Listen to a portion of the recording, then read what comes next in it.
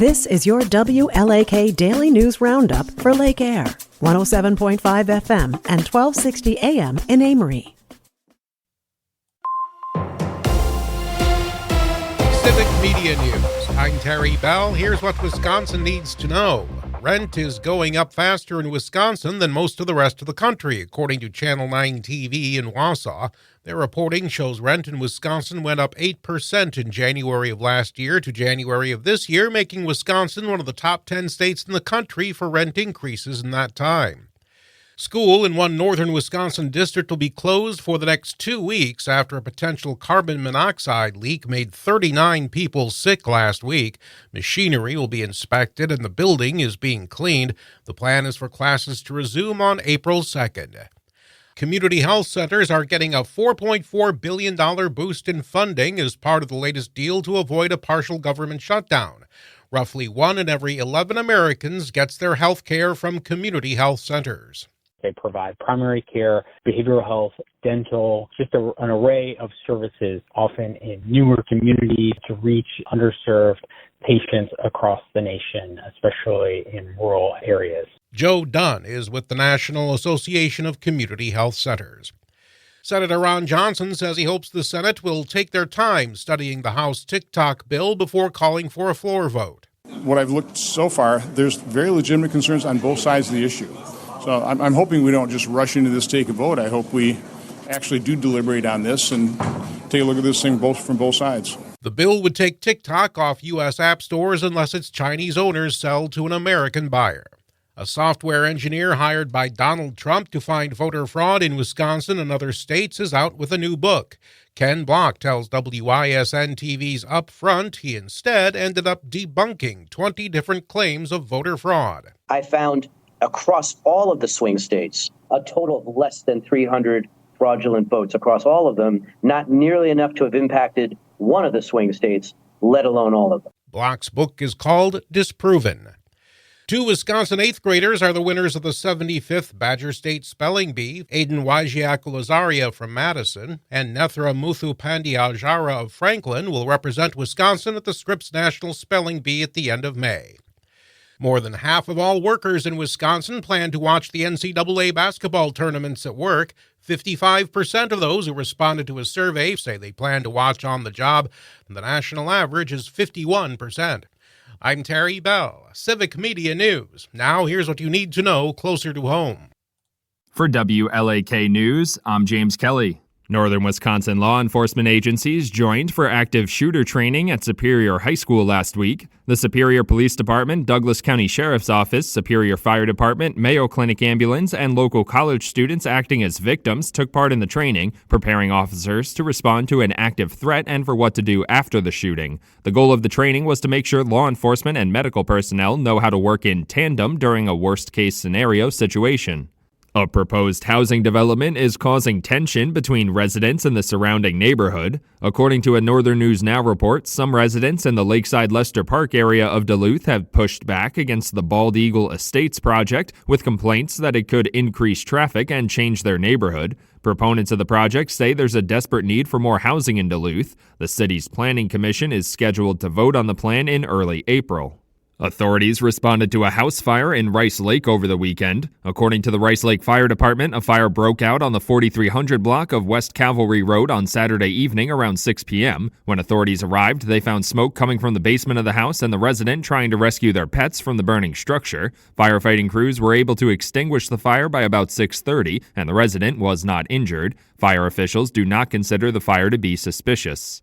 A Duluth man was arrested after allegedly shooting a gun through his neighbor's door. According to the Duluth Police Department, a 34-year-old man was taken into custody after allegedly firing his shotgun at his neighbor's door while trying to break into their apartment. The incident occurred last Sunday in the area of North 2nd Avenue East and East 6th Street, but wasn't reported to law enforcement until later in the week. Nobody was reported injured during the incident, and authorities have not revealed what led up to it.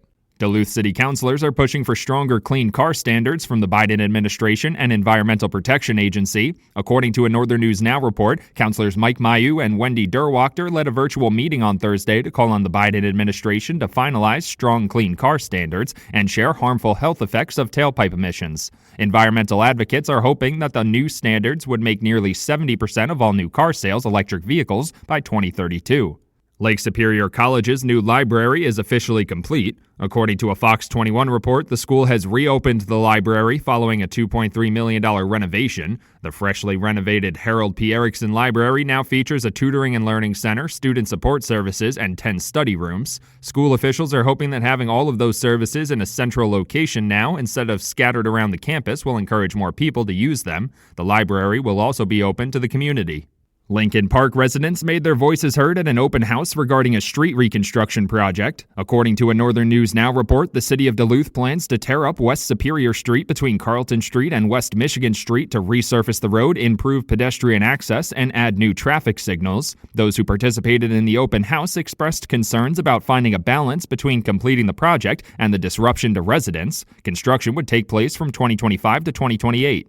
Authorities are searching for the suspect in an armed robbery in West Duluth. According to the Duluth Police Department, officers responded to a report of a robbery at the Taco John's on Grand Avenue in the West Duluth area. The suspect allegedly flashed a firearm to the employees and demanded money, fleeing the area before police arrived at the scene. Nobody was injured during the robbery, and police are actively searching for the subject, but have not provided any information about their identity.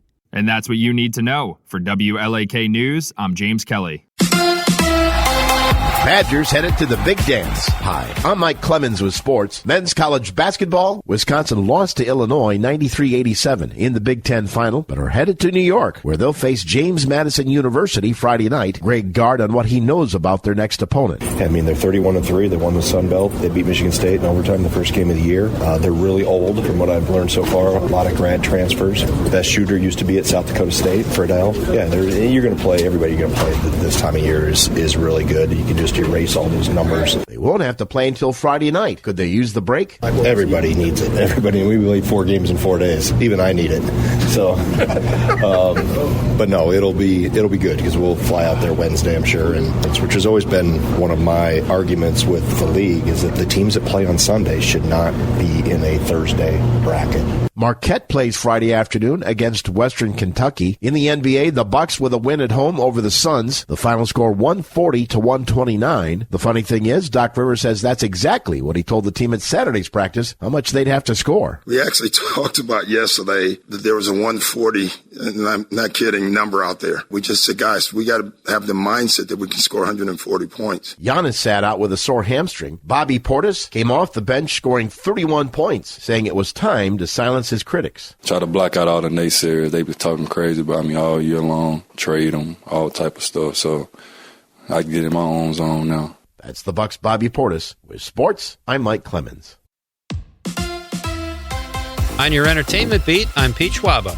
The sound of running water might not sound lyrical, but it was inspirational, according to Paul Simon. A new documentary reveals Simon got the idea for the 1964 Simon & Garfunkel hit The Sound of Silence when he heard water making an echo sound when it hit a tile in the bathroom of his family home when Simon was a young child. Simon played the song for Bob Dylan's producer, but felt it was lacking something and asked if he could bring his friend Artie in to sing with him. Thus, Simon & Garfunkel were born. In Restless Dreams, the music of Paul Simon premiered last night on MGM Plus and continues till March 24th. One of Pete's picks includes The Gentleman on Netflix. This Guy Ritchie-created show mixes a deadbeat brother, some deception, lots of weed, and a small dose of incredible suspense. The show is well-paced and well-written, and at least after watching the pilot, it's got my interest.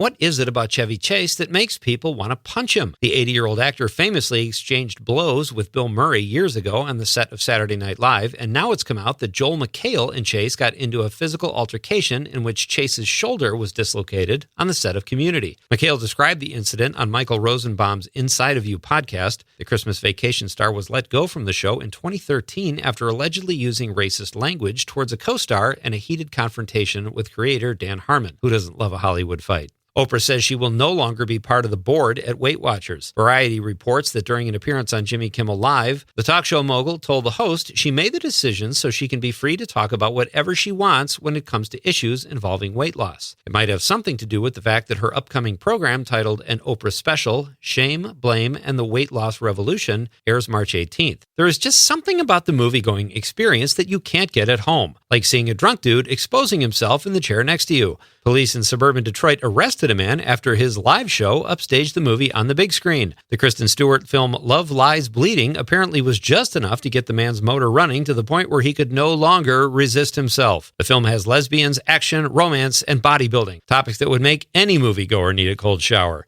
Man, if I had a nickel for every time I confused the movie theater with my own living room. Thank You, Good Night. The John Bon Jovi story reveals why John Bon Jovi is no longer in contact with former bandmate Richie Sambora. Bon Jovi says they haven't talked since Sambora left during the middle of a tour in 2013. He added that even if there will never be a reunion, there will always be love. They will always be connected due to the fact that they both still have 80s hair. It's time to switch that up, guys. A body wave, a perm, do something. For more showbiz fun, tune in to Nightlight with me, Pete Schwaba, every night between 7 and 9 p.m. on the Civic Media Radio Network.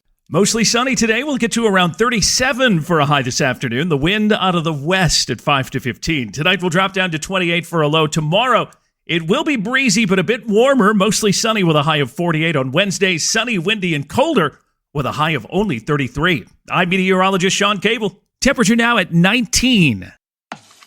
That's your WLAK Daily News Roundup from Civic Media. Subscribe to this podcast on Spotify, Apple, or wherever you find your podcasts. Find more news at lakeair.radio.